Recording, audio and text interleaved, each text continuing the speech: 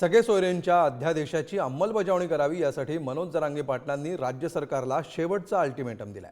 त्यानंतर जरांगे पाटील काय निर्णय घेणार याकडे राज्याचं लक्ष लागलंय। तर दुसरीकडे मराठा समाजाला देण्यात येणाऱ्या कुणबी प्रमाणपत्राचा वाद आता कोर्टात पोहोचलाय। सगळे सोयऱ्यांना कुणबी प्रमाणपत्र देऊ नका अशी मागणी ओबीसी संघटना करतायत। बघूया या संदर्भातला हा स्पेशल रिपोर्ट।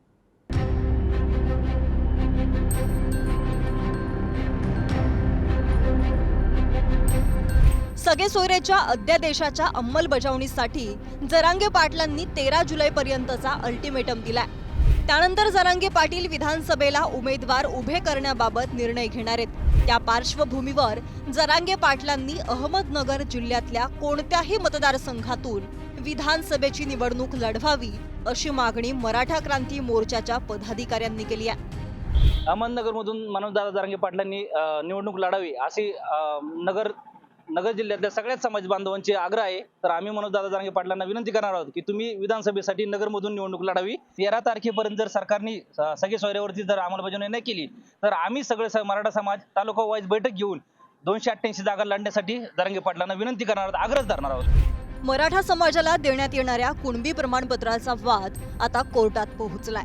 मराठा समाजातील सगळे सोयऱ्यांना कुणबी प्रमाणपत्र देऊ नका आणि गेल्या 8 महिन्यात दिलेली कुणबी प्रमाणपत्र स्थगित करा अशी मागणी ओबीसी संघटनेकडून करण्यात आली आहे। मात्र या याचिकेत तथ्य नाही असं राज्य सरकारनं कोर्टात म्हटलंय। त्यामुळे ही याचिका फेटाळून लावण्याची मागणी सरकारकडून हायकोर्टात करण्यात आली आहे। या प्रकरणी याचिकाकर्त्यांना उत्तर सादर करण्याचे निर्देश देत हायकोर्टाकडून सुनावणी 2 आठवड्यांकरता तहकूब करण्यात आली आहे।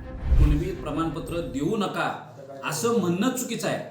ह्याच्यावरनं मुळातल्या असलेल्या ओबीसी आरक्षणावर गदा येण्याची शक्यता सुद्धा आहे। म्हणून कायद्याच्या बाजूला जाऊन एकनाथ शिंदे साहेब काही करत नाहीत। ती याचिकाच मुळात बेकायदेशीर असल्यामुळं शासनानं आपला स्टँड क्लिअर केलाय की त्या याचिका मागं घ्याव्यात असं शासनाची भूमिका असतच आहे। सगळे सोयऱ्यांच्या अंमलबजावणीसाठी मनोज जरांगे पाटील आता आक्रमक भूमिका घेत आहेत। जानेवारी महिन्यात लाखो मराठा बांधवांसह त्यांनी मुंबईकडे कूच केली होती। त्यावेळी मुख्यमंत्र्यांनी वाशीत जरांगे पाटलांची भेट घेत सगळे सोयरेंबाबत अध्यादेश काढला। मात्र सगळे सोयरे अधिसूचनेवर 8 लाखांहून अधिक हरकती आल्यात।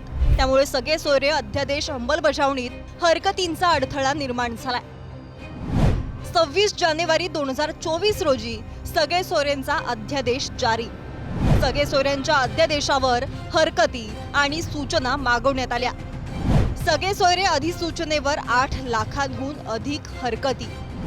सगळे सोयरेबाबत हरकतींची छाननी सुरू। सगळ्या सोयऱ्याचा निर्णय घेताना आपल्याला पब्लिक डोमेन मध्ये तो द्यावा लागतो। सभापती महोदया 8 लाखापेक्षा जास्त हरकती त्याच्यावरती आल्या, 8 लाखापेक्षा जास्त। आणि राहिलेल्या ज्या हरकती आहेत त्या राहिलेल्या हरकतीवरती सुद्धा स्क्रुटिनी करण्याचं काम विभागाने सुरू केलेलं आहे। आणि त्या सुद्धा हरकती लवकरात लवकर या ठिकाणी आपण त्याचा पॉझिटिव्ह बाजूने किती आहेत, विरोधात किती आहेत, ज्या बाजूला आहेत त्यांचं काय स्वरूपाचं म्हणणं आहे, ज्यांचा विरोध आहे त्यांचं काय स्वरूपाचं म्हणणं आहे, जे न्यूट्रल आहेत त्यांचं काय, अशा पद्धतीचं टॅब्युलर फॉर्म मध्ये त्याची सुद्धा स्क्रुटिनी करण्याचं काम विभागामध्ये सुरू आहे। इथून गेल्यापासूनच कामाला लागले होते। आमच्या समोरून त्यांनी काही अधिकाऱ्यांना फोन लावून मीटिंग सुद्धा अरेंज करायचं ठरवलं होतं। त्यामुळे त्यांच्या कामाची पद्धत ही थोडी आम्हाला माहीत असल्यामुळे, जास्त नाही पण थोडी माहीत असल्यामुळे आम्ही समाजाला विश्वास दिला की हे करतील म्हणून। आणि समाजाला विचारून आपण 1 महिन्याचा वेळ दिला होता आणि ते 100% त्यात करतील, याच्यात काही शंका नाही। त्यामुळे ती प्रक्रिया करतील, त्यांच्यावर विश्वास ठेवला आहे आम्ही। मनोज जरांगे पाटलांचं सध्या अंतरवाली सराटीतील सरपंचांच्या घरी वास्तव्य आहे। मात्र गेल्या काही दिवसांपासून जरांगे पाटील राहत असलेल्या घराभोवती ड्रोन घिरट्या घालत असल्याचं बोललं जातंय। या प्रकरणी पोलीस पथकाकडून घटनास्थळी पाहणी करण्यात आली, पण पोलिसांना कुठलाही ड्रोन आढळून आलेला नाही अशी माहिती मंत्री शंभूराज देसाईंनी विधिमंडळात दिली। दरम्यान मनोज जरांगे पाटलांच्या सुरक्षेसाठी 4 पोलीस अंमलदार नियुक्त करण्यात आलेत।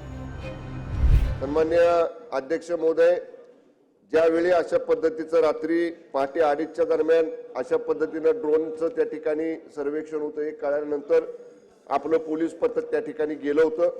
परंतु त्या शिवारामध्ये रात्रीच्या वेळी पाहिल्यानंतर सुद्धा उशीर झाला, कारण जेव्हा समजलं त्याच्यानंतर पोलीस गेले, पण त्यावेळी तिथं कुठं आपल्याला ड्रोन आढळून आले नाहीत। तरी सुद्धा पोलीस अधीक्षक जालना यांनी 3 स्वतंत्र पथकं याच्यासाठी स्थापन केलेली आहेत. एकीकडे जरांगे पाटील सगळे सोयरे अध्यादेशाच्या अंमलबजावणीसाठी आग्रही आहेत, दुसरीकडे ओबीसी समाजाकडून सगळे सोयरे अध्यादेशाला विरोध होतोय.